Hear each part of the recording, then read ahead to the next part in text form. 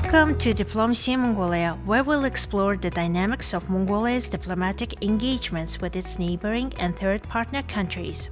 We'll delve into the relationships that define the nation's foreign affairs, providing a balanced and straightforward perspective on interactions between Mongolia and its neighbors. Today's episode highlights the cooperation between the United Nations and Mongolia. Join us as the resident coordinator of the UN in Mongolia shines the spotlight on cooperation and shared interests that define interactions between Mongolia and the United Nations.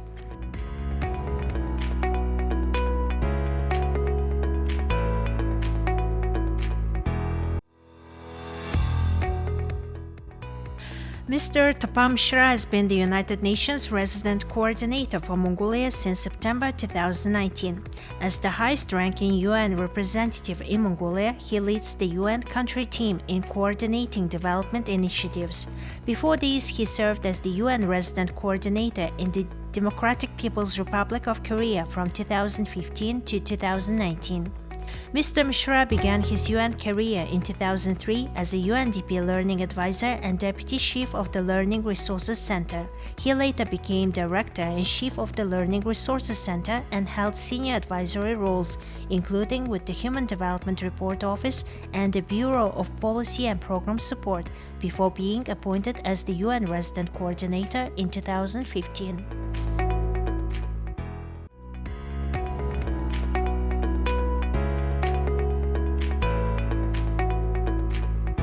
Today, our guest is United Nations Resident Coordinator to Mongolia, Mr. Tapan Mishra. Hello, thank you for accepting our invitation. Hello, Solongo, and thank you for inviting me to speak to you today on Diplomacy Talk, and I'm pleasure to come back to MNB World, which I began with 5 years ago.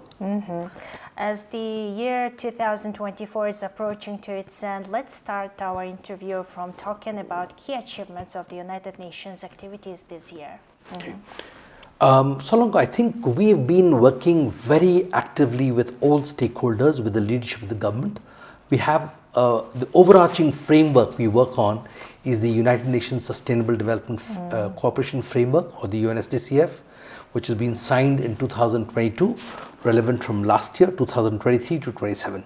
That's our bigger picture map. So all the 24 agencies that work together under the umbrella of this overarching framework do ensure that all their projects and programs and initiatives are aligned to that. In terms of the biggest events that we did this year, I think one is that a whole focus was around the World Women's Forum that we had co-organized with the government of Mongolia, with the Office of the President and the Ministry of Foreign Affairs. We began working with all the UN agencies together to design and to bring in the strategic and substantive content to the World Women's Forum, which was, I think, very well successfully done, and leaders around the world participated in that, including the highest woman leader in the UN system, which is Mrs. Amina Mohammed, the Deputy Secretary General. She was here for that. We also had many other events, especially as a way towards getting the preparedness for Mongolia for the Summit of the Future, and we had planned a series of events for that, including a first meeting with the established, accomplished economist of the world, Professor Jeffrey Sachs, to talk about sustainable development and financing for development mentioned. We also had a series of other preparatory events, including with the youth, with the science, technology, innovation, on digital compact, because we were looking at the big 5 key themes of the Summit of the Future, and we helped bring all this together with a letter to the President of Mongolia, bringing the summary of the outcomes from each of these consultation meetings, because I think it was important for all the stakeholders to feel that their voices are being heard, not only in the country nationally, but even globally. And I'm also happy that all these inputs will help the government in implementing their national action plans towards the 5-year, 4-year government action plan that is there around regional development, around human development, around economic and environmental development, as well as on governance. So I think our work, which is around the cooperation framework, is very well aligned towards the government priorities, and I believe that we have contributed meaningfully towards these areas. There have been many other big events, including each agencies have been launching their events, including UNDP has recently launched a human development report on just transition for energy. We've had UNICEF launch a partnership event. We've had many other big events happening. Right now we are working towards the 16-day activism campaigning for gender-based violence, which is an annual event put together. So these events will keep going on, and we are also preparing for the Human Rights Events Day around between the 3rd, which is the day for people with disabilities, to 10th, which is the People of Human Rights Day, and also the 25th of November, which is launching of the gender-based violence activism put together. So many big events are coming out between now and the end of the day. We also have the Sustainable Finance Forum, which is happening on the 27th and 28th of November. And we contribute very meaningfully, substantively in each of these events with the government and other stakeholders, partners. Mr. Mishra, you have been in Mongolia for quite long, more Yes. than 3 years. And if you look back, what were the key areas where the United Nations made most achievements here in Mongolia? I think, Solongo, I have been here for more than 5 years now, 5 years and 3 months to be precise, and I will be finishing by end of December, so it will be more than 5 years and 4 months. I'm very proud to be here at a time when we've been able to bring together all the agencies. So I'm the first United Nations resident coordinator under the new reforms agenda, which is the independent and empowered resident coordinator. We have established this new resident coordinator office, which is independent from other agencies, with having overall leadership and oversight over other agencies in terms of bringing together the leadership of the UN together with heads of other agencies in collaborating with the government. So the biggest achievement for me has been to be able to develop a comprehensive and a very inclusive strategic framework, which we call the United Nations Sustainable Development Cooperation Framework, that we have signed with the government of Mongolia, both the Ministry of Foreign Affairs and the Ministry of Economy and Development, with the approval of the National Committee for Sustainable Development under the leadership of the Prime Minister. And also this was approved by the Cabinet before we signed it on the 22nd of May 2022. And from 23 to 27, this gives a framework around the 3 major strategic priorities of 1, human development and well-being, which includes health, education, food safety and security, social protection, water sanitation, hygiene, all the things that improve people's lives. The second area is around both balancing economic development and livelihoods with environmental management and preservation and climate change action, desertification and land degradation issues under disaster risk reduction. So we call it green, inclusive and sustainable growth. So that's the second strategic priority. And the third priority is around people-centered governance, rule of law, access to justice and human rights. So these are the 3 pillars which are very well aligned to the government action plan. I think our biggest achievement has been that. Second, we worked closely with the government around doing a voluntary national review last year, which gives us the entire analysis of where are we vis-a-vis the Sustainable Development Goals. So we did that, and we prepared the government to look at the area of regional development was the focus of the voluntary VNR, the Voluntary National Review, which also helped the government to focus on regional development. So I think this has been a great point. And also we worked with the government to look at the 12 big SDG accelerators, which helped us to move faster, because we have been very slow in the progress in almost every country, including in Mongolia, especially given the backlash and the challenges that we had with the COVID pandemic, and then all the other economic issues linked to the global crises that are happening, including the environmental and climate crisis put together. And I would say that in that sense, we have been able to work very closely with government, and that we identified 12 accelerators for the SDGs to work on with the leadership of the Ministry for Economy and Development. We've identified a roadmap for each of them, including the first one we started was on transforming education, which was initiated during the Transforming Education Summit 2021 with the Ministry of Education and Science at the time. And I think we've been able to bring together all these facets in a meaningful way with the government. And again, as I said, this year, we've been working on the Summit of the Future. So I think on every way, I think the biggest achievement for me, a sense of fulfillment, is that we have worked with the government at the highest level on the most important issues which are strategic and substantive.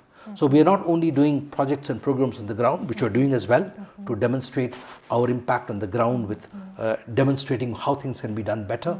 So each of our agencies was UNDP, UNICEF, UNFPA, FAO, WHO, UN Habitat, ILO, all the 12 agencies that are resident here and the 12 agencies that support from outside work closely under the leadership of the government to be able to implement these projects, but aligned to the larger priorities of the government and the national priorities, which are in turn aligned to the Sustainable Development Goals and Mongolia's Vision 2050. So I think bringing that strategic focus and getting towards results in an inclusive and strategic manner has been perhaps my biggest contribution to really position the UN as perhaps the strongest partner that the government can have on development and humanitarian issues.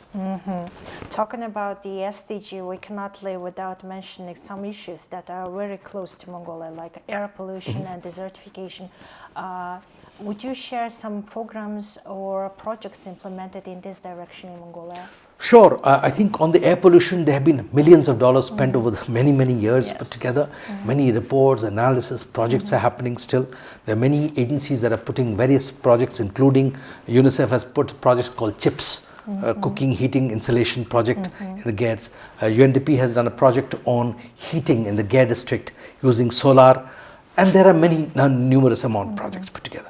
But where we are trying to work together is that in terms of whether Mongolia's winters are very difficult. You see, we are looking at Ulaanbaatar as a city which was built for about 500,000 people in the earlier years, has grown to become almost more than 1.69 million people, half the population of this, which is not sustainable. 60% of Ulaanbaatar is in the Gair district, without central heating, without access to clean water in the tap. So it has become more the organic growth of Ulaanbaatar because of people losing their livelihoods and their livestock during the zoods, which have been more frequent, and therefore people coming here, and this has become a very congested city, and especially in the winter because the heating still happens not from processed coal, not from raw coal anymore, but from processed coal, but still exudes a huge amount of pollution. So pollution remains a big challenge and issue. We're still working on that. But I think the bigger issue that we are trying to do is that if we can make sure that we look at more deeper solutions, if the 60% of Ulaanbaatar, which is using processed coal for heating and don't have centralized heating, we are doing the smaller experiments with these solar heating. But I think the bigger issue is that if we can create more sustainable future for these people in the rural areas and the regional areas with Dr. Bushil Sunugdil, Dr. Huduni Hujil, we create more opportunities to move out into the urban to rural back so that we can have more sustainable livelihoods for them. And with that, the pressure on Ulaanbaatar will ease down, including on air pollution together, especially in the winter. And we are proposing to the government to align with the Shin Horsho or the new cooperative movement, a whole 9-step process to really reintegrate the economic growth in rural areas, which I call genetic mulching. How do we make our herders more prosperous using higher productivity, higher profitability, higher prosperity using science, technology, and innovation, especially for the winters where not a single animal should die due to the freezing to death because of zood, to making sure that every animal is more productive.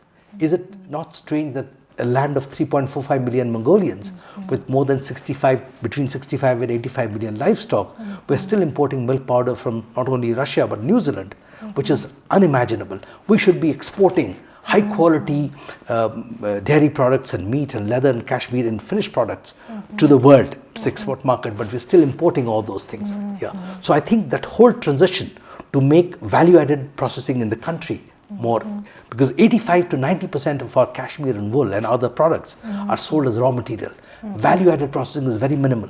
So one of the big challenges for Mongolia is to be able to move from being an exporter of raw material to an exporter of high quality finished products by added value, which will also not only improve the economic value of those products, but create more employment for the youth and women and children, so that they can have a better future ahead of us. So these are some. And the other challenge, that big thing I want to talk to you about, is the zoots. More and more zoots are occurring now. In the last 10 years, we had more than 6 zoots. Even this year, we are also going to face a tough winter, I understand, from the early predictions from NAMEM. We need to be prepared and ready, but we are trying to move from a response to a resilience mode, including this building resilience of our herders by using. And if we are able to use, one of the tactics or the strategies is to leverage all the animal waste which goes as methane, which is 51.9% of our greenhouse gas emissions. If we can use that into a biofuel for clean energy in the gas for tulag and all that, and heating, we can not only solve that problem of emission, but reduce carbon dioxide, because we don't need to burn any coal or wood or cut trees, or using even the argal, the cow dung cakes to emit carbon dioxide. So we can use clean energy. So there are lots of solutions. I'm very positive. I believe that Mongolia has a future to be a role model country for achieving sustainable development. So these can be solved, but we need to go to deeper root cause solutions, root cause challenges and issues, and be able to find sustainable solutions to this. And I am very hopeful that with the my successors and all my colleagues here will be able to work closely with the government to take this to the next higher level, so that we can find more deep-rooted solutions which are sustainable and which impact a better long-term effect on Mongolia's environment, the people and planet, to bring prosperity, peace through partnerships. Talking about sustainability, we cannot leave like energy and electricity issues, as Mongolia imports like more than 80% of its energy from abroad. Correct. In terms of renewable energy, what do you think? What kind of potentials Mongolia possess? That's a good answer, because we have to move away from our dependence on coal, because because we have a huge potential of coal available, it's the easiest option. That's why we've been doing that. But we've also tried our solar and wind for the last 2 decades. Unfortunately, there have been challenges because we had not agreed to rates which are reasonable. And again, we've not been able to leverage. Less than 10% of our energy needs are met by renewable energy currently. We have been working on some of the hydroelectric projects, but there are bigger opportunities, like, say for instance, there are 3-4 other things. Our biggest need is heating in the winter. That's what takes a lot of our energy.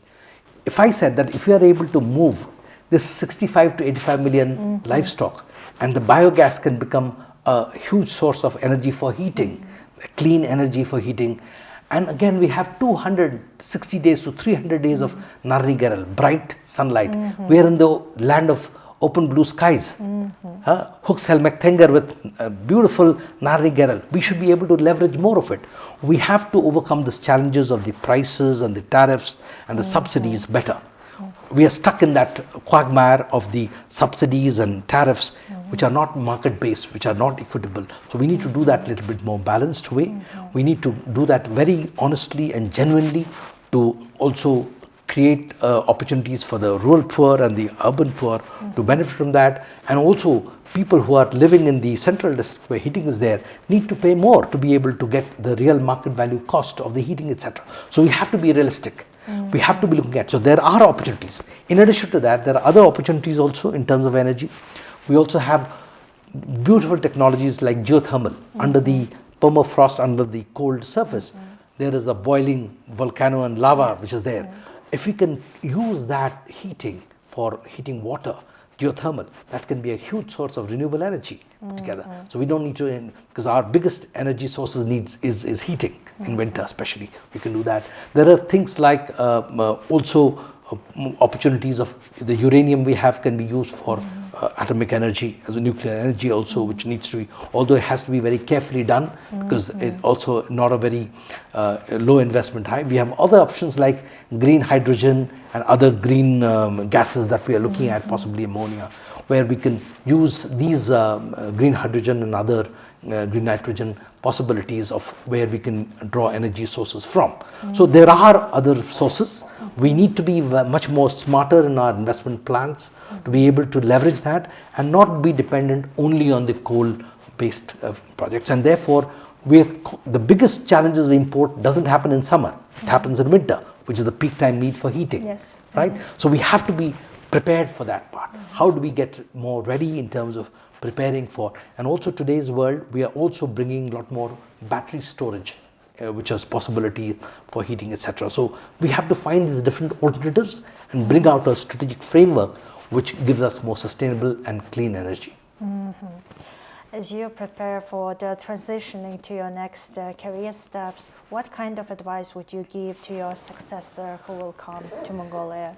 So I think Mongolia is a country where the opportunities to development is immense. It's very, very easy to engage with all the partners, especially with the government. They're much more accessible, and I have really enjoyed my 5.5 years, almost 5 years and a quarter working here. So my advice, and again I will give a detailed briefing and handing over a note to him in terms of the priorities that we're working on, but overall I think the people have been very extremely warm and welcoming and very easily approachable to be able to build good, strong professional relationships to work together and achieve results in a more effective way. So that's been positive. Second, I see a huge potential that Mongolia has to be able to leverage its natural resources and be able to really develop value-added processing to its products and services, rather than being dependent only on the mining sector, only on export of raw material, but do more value-added processing. Third area is, again, we need to really invest in region development and rural development. Everything is being concentrated in Ulaanbaatar. It doesn't make Ulaanbaatar sustainable. So therefore, we need to really work with all the others to localize the SDGs, to regionalize SDGs, to support regional development and local development in rural and semi-rural areas. We have a huge opportunity also to work with all the partners, including the development partners, the humanitarian partners, with the leadership of the government to really plan effectively and coordinate more effectively so that we do not duplicate, overlap or leave gaps. So these things I will leave behind in terms of perhaps some of the lessons I have learned for myself, and I think I have really enjoyed the confidence of people, the respect and the love and affection of people. It's been great, and especially the media here has been very active. People are very active in media and social media, which is very engaging. Civil society is very active. Private sector is getting more active now. So I think the all collective together, especially it's a country of youth. 1/3 is below the age of 18, 2/3 is below the age of 35. So if you look at the young country, we need to also leverage the power of youth, leverage the power of science, technology, innovation to really improve our processes and industrialization together to make value-added process. So all this put together will be able to bring Mongolia to a position where we can say it's a good role model for achieving sustainable development goals towards Mongolia's Vision 2050. And my last question is, what was your personal, most memorable experience here in Mongolia? See, Mongolia has been really amazing experience for me. I have traveled all the 21 IMAGs. I've been to Bag, Sums, Otter, with Malchin, Noodleching, everywhere, all over the country, including during zoods. I've lived and stayed with mulching families, see how the impact of the zood is affecting them. I have even traveled to most distant places, like I've traveled to, my most memorable journey would be, I had a 7-hour horse ride to the Barun Thaig, the western Thaig area, in the Hoof School, northern part of the Hoof School. Very difficult path. So we had to, 7 hours only we could go on a horseback. And as a 64-year-old man with no training on horses, I took that journey to be able to meet the most vulnerable population, the Satangs, the reindeer herders. In the Satang area, we have all these people who are herding their reindeers, the Sabok, and that's their livelihood. And I wanted to meet them to ensure that they are also not left behind, to make sure that the human rights is protected for them and their opportunities for development is available to them, accessible to them. And it was a pleasure to engage with all the Satang community when we met together. I stayed in their urts, or the teepee, a special tent that they have on a reindeer fur, and it was a difficult situation because all the lands are quite, especially in the summer, very marshy lands. With and there are times some the people fell off their horses because of the marshy land. And in such a difficult condition, to be able to go there and meet them and talk to them and help them to really become a part of the sustainable development journey was very amazing. I also went to the Gobi, Great Gobi A protected, special protected area, where we have the Haftkai and the Hulangs and the Mazalai, to see that they are not threatened by some of the other developments that are happening, so that we can protect our environmental fragile biodiversity and our ecosystems better. So these are some of the exquisite opportunities I had. I lived in a ger which is made by rocks, almost half sunken in the sand to avoid sandstorms and the cold.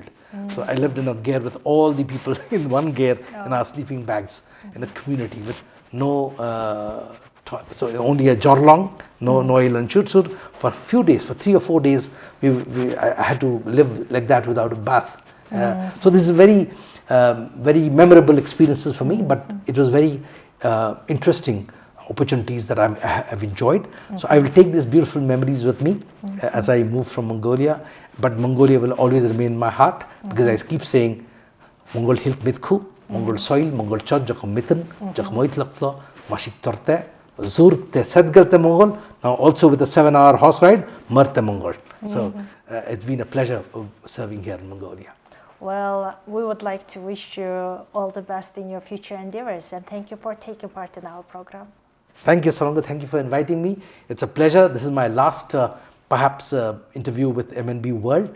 I want to say a couple of words about MNB World, that you have been my window to Mongolia, because very rarely do I get an English report on Mongolian events. So I've always relied on MNB World news updates, and it's been a pleasure.